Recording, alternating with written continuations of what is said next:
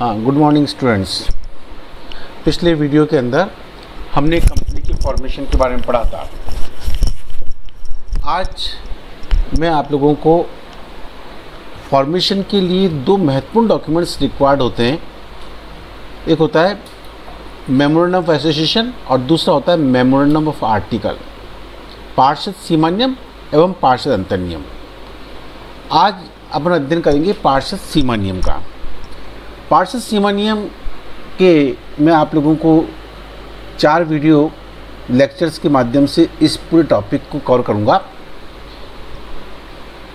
First lecture के अंदर हम इंट्रोडक्टरी पार्ट को लेंगे। What is the memorandum of association? पार्षद सीमानियम क्या है? पार्षद सीमानियम एक महत्वपूर्ण डॉक्यूमेंट है जिसमें बहुत सी इंफॉर्मेशन को प्रोवाइड करवाया जाता है। ये इन्फॉर्मेशन क्या है? कंपनी का नाम, कंपनी के पंजीकृत कार्यालय का स्थान, कंपनी के ऑब्जेक्ट्स, कंपनी की कैपिटल, कंपनी के मेंबर्स की लायबिलिटी, इन सब बातों का इसमें उल्लेख होता है। साथ ही ये सब्सक्राइबर के द्वारा साइंड होते हैं, सब्सक्राइबर के द्वारा इसमें सिग्नेचर किया जाता है और वही सब्सक्राइबर कंपनी के इनकॉर्पोरेशन के पश्चात कंपनी के फर्स्ट मेंबर माने जाते हैं, कंपनी के फर्स्ट मेंबर बनते हैं। तो इस स्लाइड में मैंने आपको बताया कि it is document of the company which provides a lot of information of the company. It contains name, registered office, object and capital of company as well as limit of liability of members of the company. It is signed by the subscribers who on registration become the first member of the company, जो company के incorporation होने के बाद प्रथम सदस्य बनते हैं, प्रारंभिक सदस्य बनते हैं। कंपनी एक्ट 2013 कंपनी अधिनियम 2013 की धारा 2 सब सेक्शन 56 के अंतर्गत MOA को डिफाइन किया गया है। MOA means MOA of the company as originally framed and alterated from time to time in the pursuance of previous company law or of its act। पार्षद सीमानियम का तात्पर्य ऐसे सीमानियम से है जिसका इनकॉर्पोरेशन जो पिछले किसी कंपनी अधिनियम के अधीन या इस कंपनी अधिनियम के अधीन मूल रूप से बनाया गया है अथवा समय समय पर परिवर्तित किया गया है। प्रोफेसर पामर ने पार्षद सीमानियम को डिफाइन किया। उन्होंने लिखा, पार्षद सीमानियम वह प्रलेख है जिसमें उन उद्देश्यों का उल्लेख होता है जिनके लिए कंपनी का निर्माण किया जाता है। कंपनी क्यों बनाई गई है? कंपनी के समस्त उद्देश्यों का उल्लेख कंपनी के ऑब्जेक्ट क्लोज के अंतर्गत किया जाता है। अतः यह उस कंपनी के कार्यकलापों के क्षेत्र को प्रकट करता है जिसके बाहर इसके कार्य नहीं हो सकते हैं। यह कंपनी की शक्तियों को परिभाषित एवं परिसीमित करता है। देखिए, कोई भी कंपनी अपने जीवन काल के अंतर्गत वही कार्य कर सकती है जिसका उल्लेख कंपनी ने अपने पार्षद सीमानियम के उद्देश्य वाक्य में कर रखा है।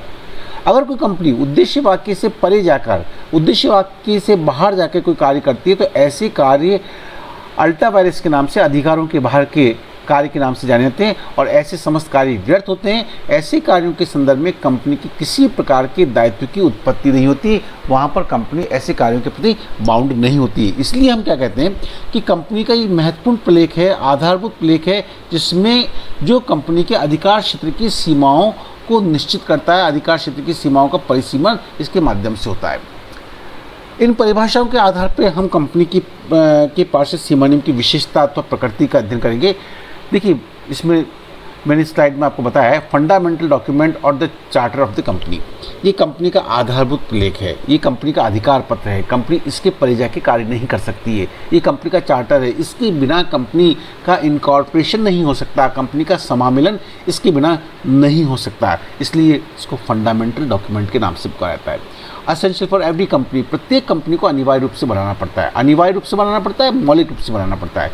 चाहे कंपनी अंशों के द्वारा सीमित दायित्व वाली हो, चाहे कंपनी गारंटी के द्वारा सीमित दायित्व वाली हो, चाहे कंपनी असीमित कंपनी हो, कंपनी निजी हो या सार्वजनिक हो, प्रत्येक प्रकार की कंपनी, उन सभी को अपना अलग से पार्षद सीमानियम बनाकर ROC के यहाँ पे फाइल कराना पड़ेगा, रजिस्टर ऑफ कंपनीज के यहाँ पे फाइल करवाना पड़ेगा।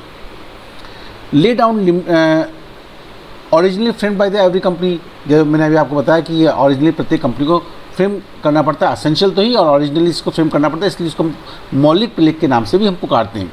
Lay down limitation on powers of the company, इसमें कंपनी की सीमाएं और शक्तियों का उल्लेख होता है। कंपनी क्या कार्य कर सकती है, क्या कार्य नहीं कर सकती, मतलब कंपनी के लक्ष्मण रेखा को खींचने वाला ये प्रलेख है।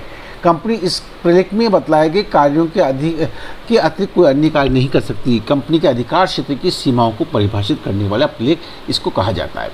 Content the fundamental condition upon which the company is allowed to be incorporated, इसमें उन सभी कंडीशन का उल्लेख किया जाता है, उन सभी मूलभूत शर्तों का उल्लेख किया जाता है जिनके आधार पर कंपनी के समामेलन अथवा पंजीयन की अनुमति कंपनी को प्रदान की जाती है। हमारा आरओसी हमें प्रदान करता है।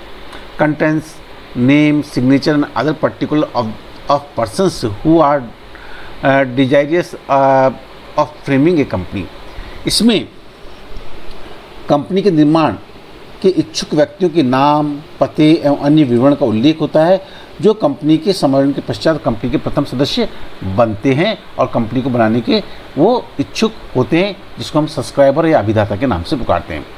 On registration of MOA the company is deemed to have been a registered, MOA का रजिस्ट्रेशन होते ही कंपनी क्या मानी जाती है, कंपनी एक रजिस्टर्ड कंपनी का निर्माण हुआ माना जाता है, कंपनी का अस्तित्व माना जाता है, कंपनी रजिस्टर्ड हो जाती है। तो वास्तविकता के अंतर्गत रजिस्ट्रेशन किसका है, रजिस्ट्रेशन एमओए का और एओए का आर्टिकल ऑफ एसोसिएशन का रजिस्ट्रेशन होता है।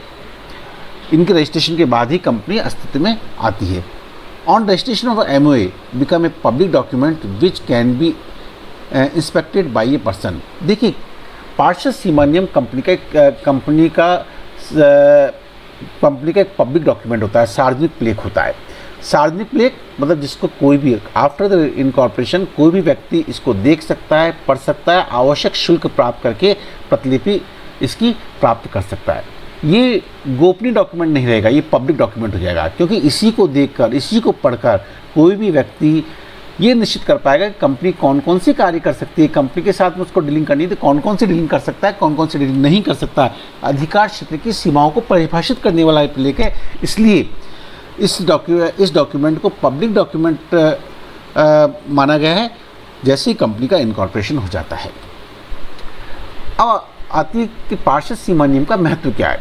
देखिए, अभी तक हमने जो बातें पढ़ी है उसके आधार पर हम बता सकते हैं कि पार्षद सीमा नियम का महत्व क्या है। इसके पहले मैं बताता हूँ, पार्षद सीमा नियम बनाने के दो उद्देश्य होते हैं।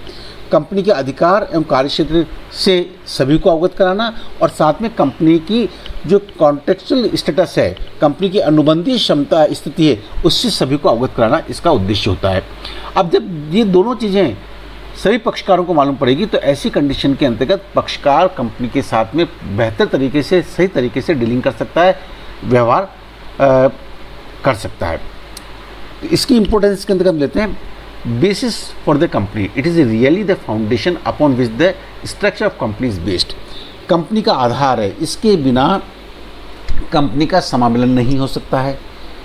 पार्षद सीमा नियम प्रत्येक कंपनी को मौलिक रूप से बनाना पड़ता है।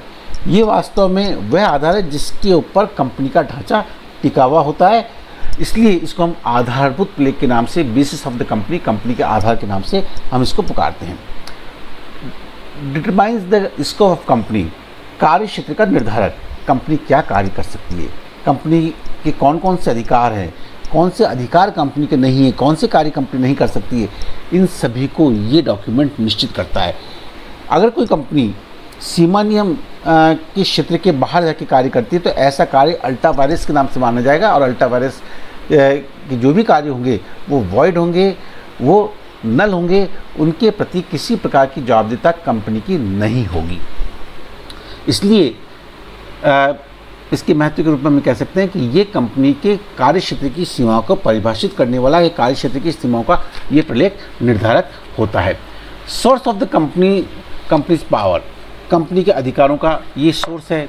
हमारे अधिकारों का उद्गम कहाँ से हुआ, अर्थात कंपनी कौन से कार्य कर सकती है, ये कंपनी के उद्देश्य वाक्य में लिखा हुआ है।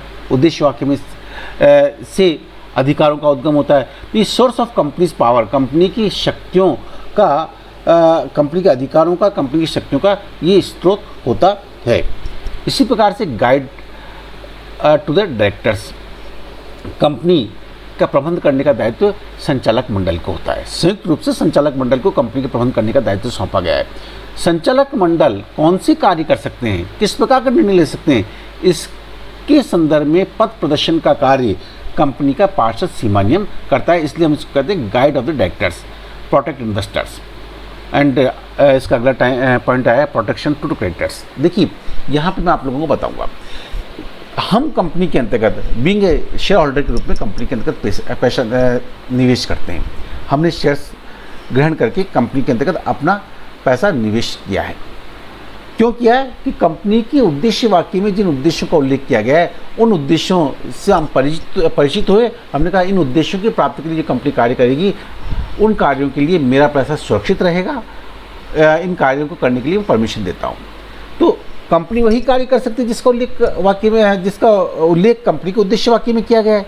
तो यहाँ पर कंपनी इसके बाहर जाके कार्य नहीं कर सकती, उस पैसे का दुरुपयोग अन्य किसी कार्य में नहीं कर सकती। जैसे मान लीजिए किसी कंपनी ने लिखा कि वह वस्तुओं का निर्माण करके इसका विक्रय का कार्य करेगी, तो कंपनी इसके अलावा दूसरा कार्य नहीं कर सकती। अगर कंपनी के पास फंड्स हैं और कंपनी उसको शेयर मार्केट के अंदर इन्वेस्ट कर रही है, इन्वेस्ट करके उससे पैसा कमा रही है, ये काम अल्ट्रा वायरस हो जाएगा, क्योंकि इसके लिए कंपनी का पार्षद सीमा नियम कंपनी को परमिट नहीं कर रहा है, क्योंकि इससे हो सकता है कल शेयर होल्डर को नुकसान हो जाए। तो कंपनी वही कार्य कर सकती है जिसका उल्लेख कंपनी के उद्देश्य वाक्य में है। इसके कारण कंपनी के इन्वेस्टर का पैसा सुरक्षित रहता है, इन्वेस्टर के हितों का ये रक्षण का कार्य भी करते हैं। इसी प्रकार से जिस प्रकार से इन्वेस्टर का पैसा सुरक्षित है, इसी प्रकार से कंपनी के जो ऋणदाता हैं, जिन्होंने कंपनी को ने लोन दिया है, ऐसे ऋणदाताओं के हितों की सुरक्षा भी ठीक इसी रूप में हो सकती है, क्योंकि कंपनी वही कार्य कर सकती है जिसके लिए कंपनी ने ऋण लिया है। और ऋण किन कार्यों के लिए है, जिसका उल्लेख कंपनी ने उद्देश्य वाक्य में कर रखा है। तो ऐसी कंडीशन के अंतर्गत कंपनी का संचालक मंडल उन कार्यों के अतिरिक्त उस धनराशि को अन्यत्र कहीं भी यूज़ नहीं कर सकता है। तो ऐसी दशा में ऋणदाताओं के हितों की सुरक्षा भी होती है। फैसिलिटेट अदर पार्टीज़, अन्य पक्षकारों को सुविधा होती। क्या अन्य पक्षकार कंपनी के साथ में कोई भी कार्य करें, कंपनी कार्य कर सकती है अथवा नहीं कर सकती? ऐसा नहीं हो कि कंपनी के द्वारा कंपनी के संचालक मंडल ऐसा कार्य कर लें जिसके लिए कंपनी को अधिकार नहीं दिया गया हो। तो बाह्य पक्षकार, चूँकि जब ये पब्लिक डॉक्यूमेंट बन जाता है तो बाह्य पक्षकार से अपेक्षा रखी जाती है कि इस डॉक्यूमेंट को पढ़ ले, देख ले, जांच ले, समझ ले, तत्पश्चात वो कंपनी के साथ में डीलिंग करे। अगर वो कोई ऐसा कार्य कर लेता है जो कंपनी के अधिकार क्षेत्र की सीमाओं से परे है तो अल्ट्रा वायरस हो जाएगा। तो एक प्रकार से ये अदर पार्टी बाह्य पक्षकारों को ये फैसिलिटेट कर रहा है, बाह्य पक्षकारों को ये सुविधा प्रदान कर रहा है कि कौन कौन सी डीलिंग कंपनी के साथ में की जा सकती है। इसी प्रकार से राष्ट्र हित का ये पोषक होता है, क्योंकि सीमा नियम में कंपनी के उद्देश्य दिए होते हैं।